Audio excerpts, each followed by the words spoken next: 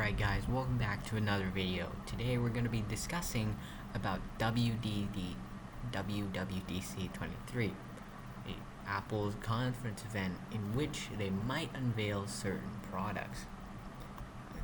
So today I'm going to be talking you through the things that might be in WWDC23 and certain others. So the first thing you're going to expect is probably a MacBook. Well, not really a MacBook, a Mac itself. Specifically, the Mac Pro. Because this is old, okay? You've got an old Intel Xeon, an old Radeon graphics. You can probably expect an Apple Silicon version, as this is the only Intel Mac in Apple's entire lineup. So once this goes, Intel is out of business for Apple, and most likely at WWDC23 you'll get a new one of these. And you can see here you've got two Radeons and the Xeon somewhere in here, but it's getting really old and it's awfully expensive. So the next thing you're going to be able to expect is probably a new chip, maybe M2 Ultra. And well, it's most likely because of M2 Ultra we'll get a new M2 Mac Studio, and to cope with all this, probably new displays as well, maybe a new Pro Display XDR, considering that we're going to get a new Mac Pro and Studio. So you could probably expect for the Mac Pro to have at least two graphics GPUs and a M2 Ultra as its top trim, or maybe taking two M2 Ultras and putting them together, or the least likely of all, the M3. I doubt Apple would launch the M3 so soon, but they might. So keep an eye out for that one. This will probably won't get any of the GPUs, but instead just get the M2 Max and M2 Ultra, respectively.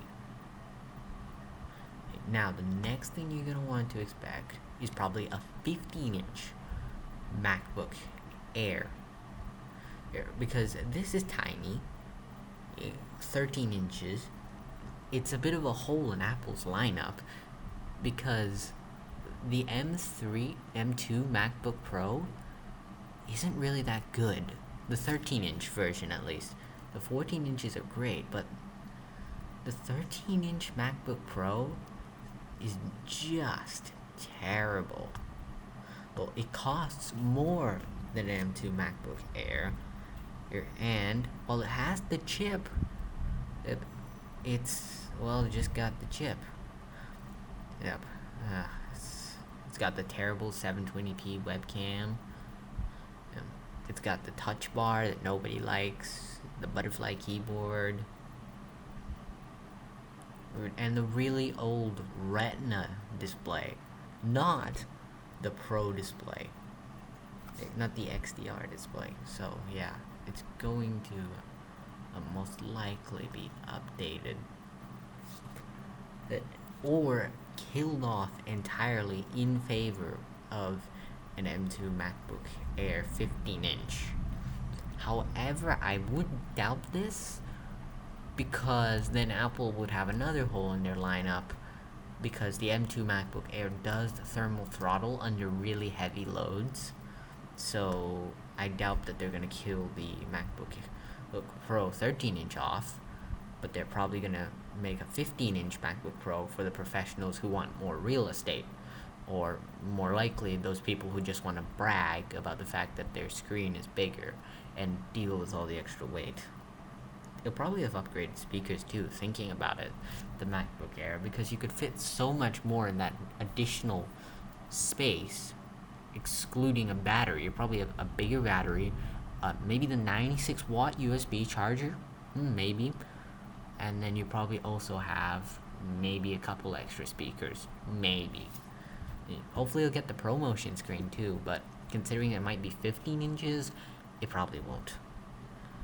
Now, the next thing you want to expect is another iMac. They seem to be going on a Mac revolution here, but this is also M1. So this has got to be updated.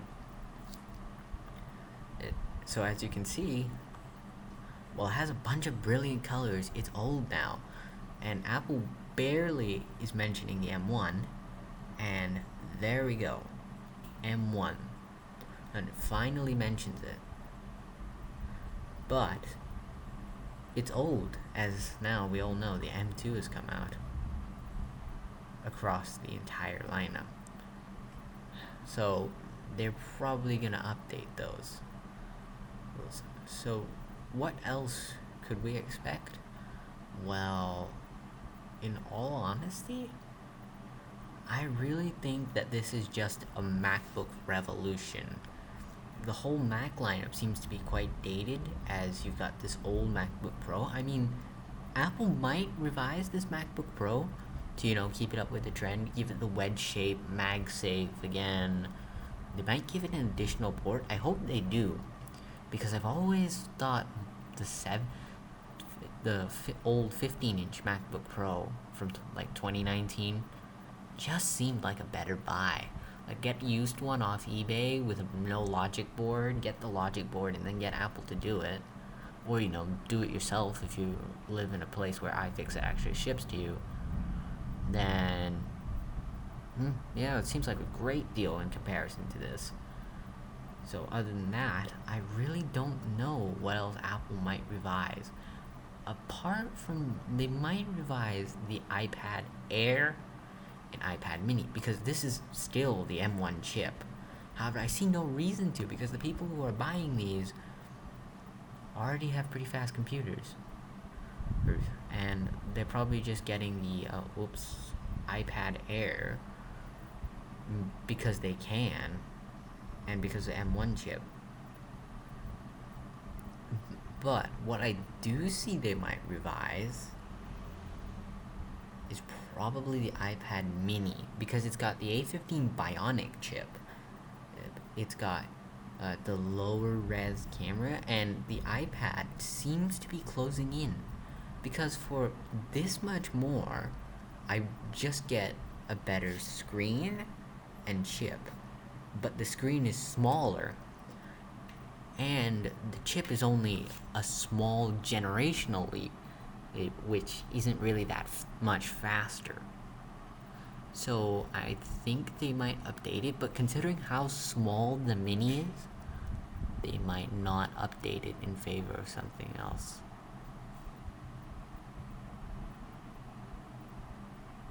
I thought I heard something. Anyway, wait, M1 chip. Oh wow, that last bit was a disaster. Okay, M1 chip. This is probably going to be updated because of the fact that the iPad Pro has the M2 chip, right?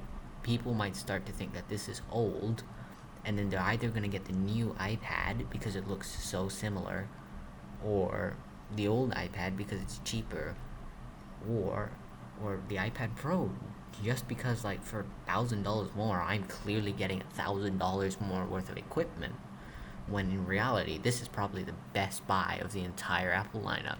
So they might instead up the price by $500, 500 ringgit really, and then add the M2 chip. That seems very likely, knowing Apple, because more power is more power, right? Now, I don't know what else they might update, although they might want to update this, the AirPods Max.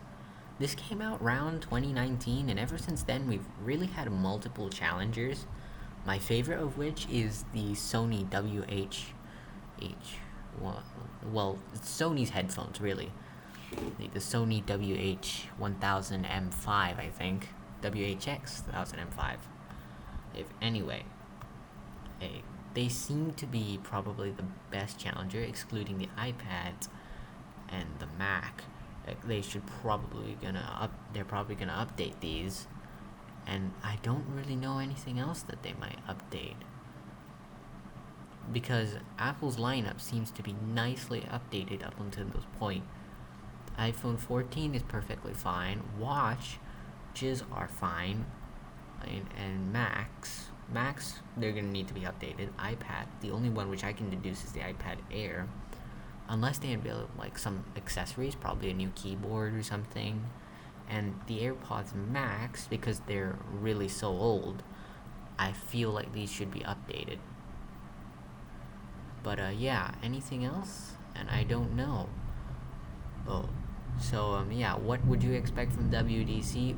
An entire Mac revolution, a new iPad Air, a new AirPods Max, and possibly a new chip, the M3.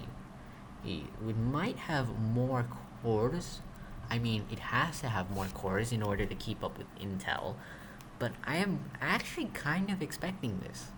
Because 13th gen Intel is just so brawny that I'm kind of expecting Apple to unveil a new chip to beat the M3, the Intel i9s and stuff. Because Apple's M2 Max is only 12 CPU cores. Intel's 13980HX has 24 cores. It's a lot faster. So I'm kind of expecting Apple to unveil a new M3. But then at the same time I'm not, because so early. Like, this chip seems, if it unveiled here at WWDC23, it would seem awfully unbaked. I would have that skepticism about it, because they would have unveiled it so early. However, if they do, I'm expecting the M3 Max to have at least 18 CPU cores, maybe 16 CPU cores. Yeah, that seems about right. Or 20 if they can. And because Intel's those newest CPU cores are just straight up domination against the competition of AMD Ryzen and Apple's own silicon. So yeah, I'm kind of expecting that. So what can you expect from WWDC? Max, iPad Max will literally anything with M1 in it to be gone and ditched for M2 or its higher trims. A new iPad Air with M2, a new AirPods Max, and an M3 chip. So yeah, that's what you can expect from WWDC. I hope you enjoyed this video, and I'll see you in the next one.